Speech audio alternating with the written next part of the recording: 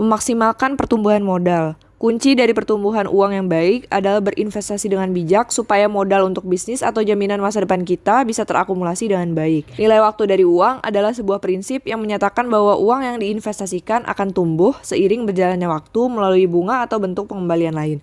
Sedangkan pertumbuhan majemuk adalah prinsip penggabungan bunga dari waktu ke waktu dengan setiap tambahan periode, kemudian pengembalian bunga terakumulasi dan menghasilkan bunga lebih banyak lagi.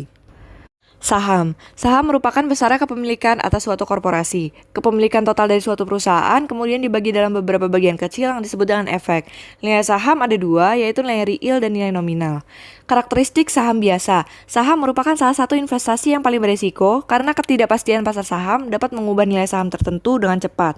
Saham menawarkan potensi pertumbuhan yang tinggi saat kinerja perusahaan cerah, sehingga harga sahamnya dapat meningkat tajam. Berinvestasi untuk memenuhi tujuan keuangan. Pengertian reksadana. Reksadana adalah perusahaan yang menghimpun investasi tunai dari individu dan organisasi untuk membeli portofolio saham, obligasi, dan sekuritas lainnya. Reksadana tanpa beban, di mana investor tidak membayar komisi ketika mereka membeli atau menjual.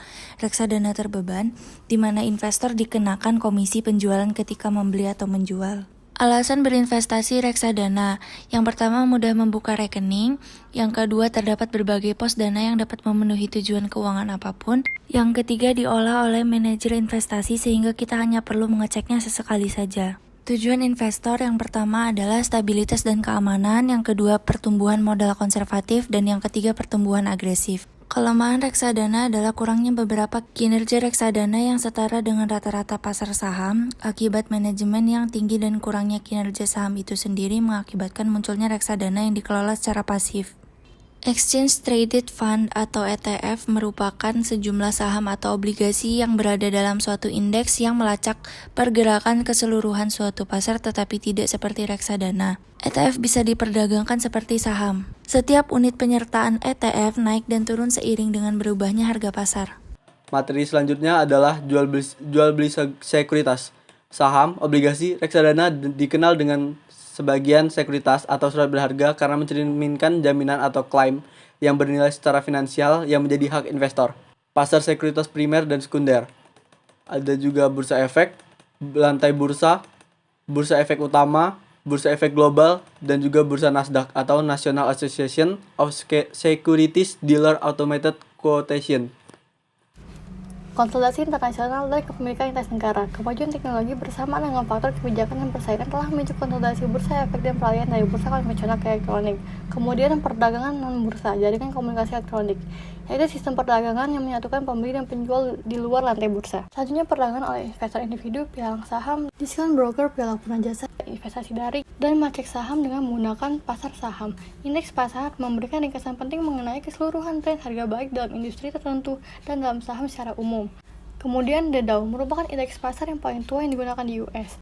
Indeks ini mengukur kinerja pasar saham dalam sektor industri US. Hubungan risiko pengembalian.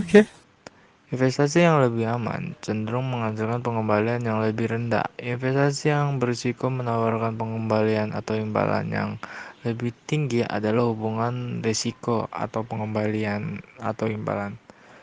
Dividen atau bunga investasi, apresiasi, dan pengembalian total.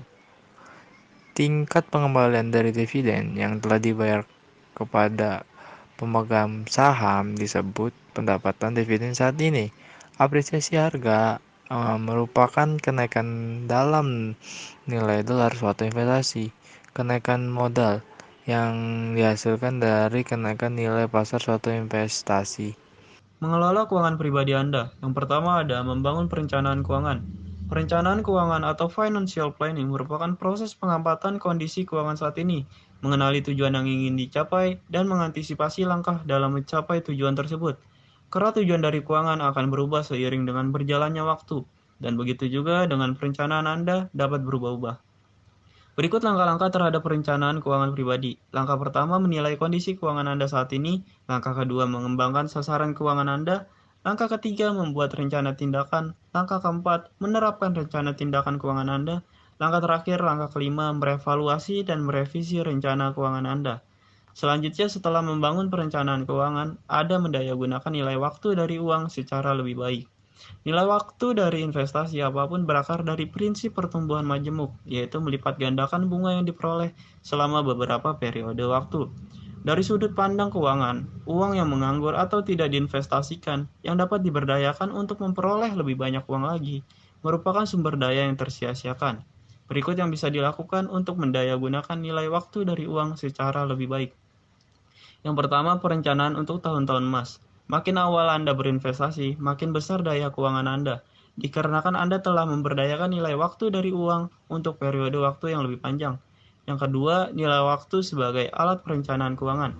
Perencanaan keuangan yang baik mempertimbangkan kebutuhan masa depan, sumber-sumber dana untuk memenuhi kebutuhan, dan waktu yang dibutuhkan untuk mengembangkan dana tersebut. Mempertahankan uang dengan mengendalikannya. Jebakan terbesar dalam rencana keuangan adalah godaan untuk menghabiskan uang itu sendiri. Ditambah ketika kartu kredit begitu mudah untuk kita dapatkan pada saat ini. Nah, apakah kartu kredit dapat membantu kita dalam menuju kepuasan? Atau malah menjadikan kita sebagai tawanan utang? Tidak semua kartu kredit mengenakan abonemen tahunan, tetapi semua kartu kredit akan mengenakan bunga atas saldo yang belum kita bayar. Jadi, kita harus cermat dan bijak dalam penggunaan kartu kredit. Kita juga harus dapat menghemat uang dan memilih bunga yang rendah dan melakukan pembayaran yang lebih cepat ketika melakukan pinjaman. Selain itu, dalam pembelian suatu aset atau barang, kita harus memikirkannya, apakah barang itu layak dan memiliki nilai yang sebanding dengan harga yang kita keluarkan? Hal ini membantu kita untuk dapat mengantisipasi penyesalan kita sebagai konsumen di kemudian hari. Komitmen keuangan kepemilikan rumah. Untuk menyewa atau membeli rumah, kita harus melakukan pertimbangan-pertimbangan kebutuhan kita sendiri dan sesuai dengan gaya hidup yang kita jalani. Kita juga harus menyesuaikan dana yang kita miliki dan mempertimbangkan risiko yang terjadi jika membeli rumah tersebut.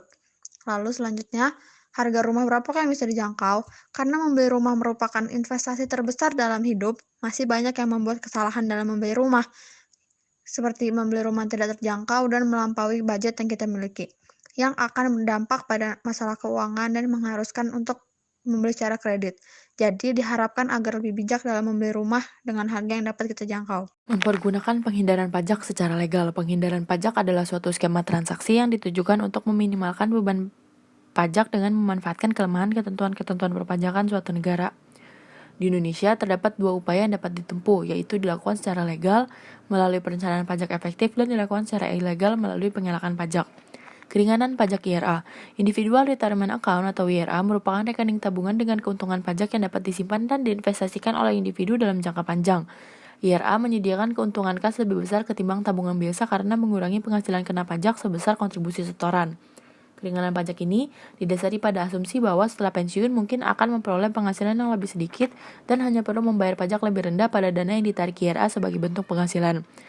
IRA memiliki risiko, yaitu uang yang disimpan di IRA biasanya tidak dapat ditarik sebelum usia 59 tahun tanpa menimbulkan denda pajak yang besar, yaitu sebesar 10% dari jumlah yang ditarik.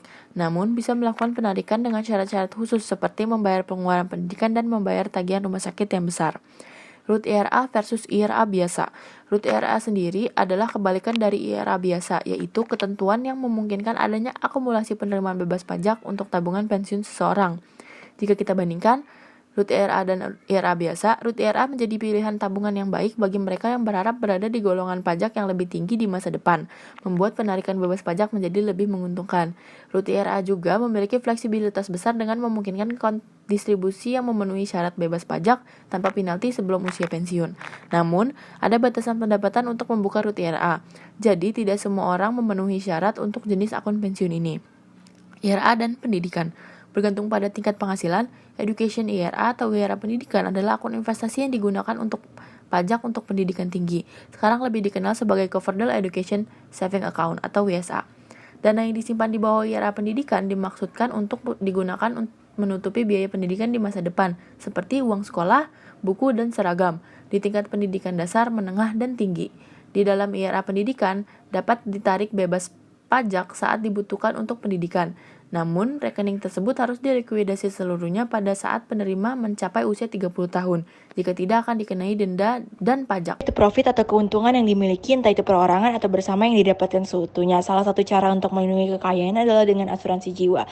Mengapa kita harus membeli asuransi jiwa? Karena dengan membeli asuransi jiwa bisa memberikan perlindungan kepada keluarga.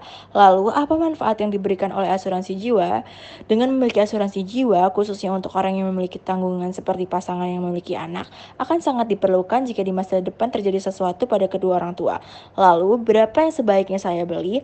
Jadi, dalam setiap asuransi kita bayarkan tergantung dari berapa nilai perlindungan yang akan diberikan nantinya jika suatu saat terjadi hal-hal yang tidak bisa diperkirakan. Lalu, mengapa mempertimbangkan asuransi jiwa berjangka? Dengan asuransi berjangka, apabila terjadi resiko kematian selama kontrak asuransi berlangsung, maka pihak asuransi akan membayar sejumlah uang pertanggungan. Lalu, berapa biayanya? Biaya asuransi akan bergantung pada berapa banyak yang dibeli, harapan hidup Anda, dan faktor-faktor resiko lainnya. Karakteristik perusahaan terbuka. Yang pertama, memiliki tujuan yang jelas, yaitu perusahaan terbuka adalah perusahaan yang memiliki tujuan yang wajib diraih oleh setiap pihak komponen yang terlibat di dalamnya, termasuk para investor. Yang kedua, menawarkan dividen pada investor. Dividen adalah bentuk pembagian keuntungan atau laba perusahaan yang disalurkan ke para pemegang saham. Yang ketiga, tidak memiliki fasilitas dari negara, yaitu perusahaan terbuka adalah perusahaan non-pemerintah, sehingga mereka harus bertanggung jawab sendiri atas seluruh kepentingan operasional usaha. Yang keempat, investor tidak bertanggung jawab atas operasional. Maksudnya, setiap investor atau pemegang saham tidak bertanggung jawab atas operasional perusahaan, termasuk tingkat kelalaian yang ada pada perusahaan tersebut. Yang kelima, keputusan ditentukan oleh RUPS. Sistem pengambilan keputusan pada perusahaan terbuka adalah ditentukan dengan RUPS atau Rapat Umum Pemegang Saham. Cara untuk menjadi perusahaan TBK ialah dengan mengembangkan atau melakukan ekspansi bisnis. Setiap pengusaha harus mencari modal yang bisa diperoleh dengan banyak cara. Salah satunya adalah melakukan pinjaman modal di bank. Tapi, pinjaman modal di bank harus disertakan dengan aset sebagai jaminan. Belum lagi bunga kredit yang terus meningkat dapat membebani perusahaan. Apa itu kapitalitas pasar? Kapitalitas pasar atau market cap adalah sebuah ukuran yang didasarkan pada nilai agregat suatu perusahaan. Market cap didapatkan dari total pengalian jumlah outstanding shares atau saham perusahaan yang beredar dengan harga satu lembar saham di pasaran. Saat ini, pembiayaan ekuitas atau equity dan pembiayaan utang sudah banyak beredar di lingkungan bisnis. Kedua pilihan tersebut dimiliki oleh bisnis baru hingga bisnis yang sudah memasuki tahap penggalangan dana. Perusahaan dapat memenuhi kebutuhan modalnya melalui dua sumber, yaitu 1. Pembiayaan utang.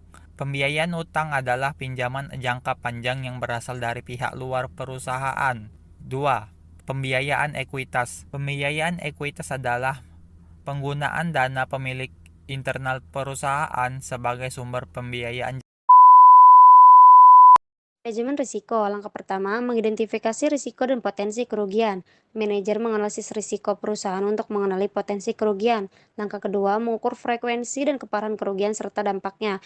Manajer harus memperhitungkan kegiatan di masa lalu dan sekarang, berapa kira-kira besar kerugian tersebut. Langkah ketiga, mengevaluasi alternatif dan memilih teknik terbaik untuk menangani kerugian. Manajer biasanya memiliki 4 pilihan. Pilihan pertama, perusahaan memilih penghindaran risiko. Pilihan kedua, ketika penghindaran risiko tidak praktis, perusahaan dapat menerapkan pengendalian risiko. Pilihan ketiga, ketika kerugian tidak bisa dihindari, perusahaan harus menghadapi konsekuensinya. Pilihan keempat, ketika potensi risiko yang lebih besar tidak dapat dihindari, manajer seringkali memilih pengalihan risiko ke perusahaan lain, yaitu perusahaan asuransi, untuk melindungi diri.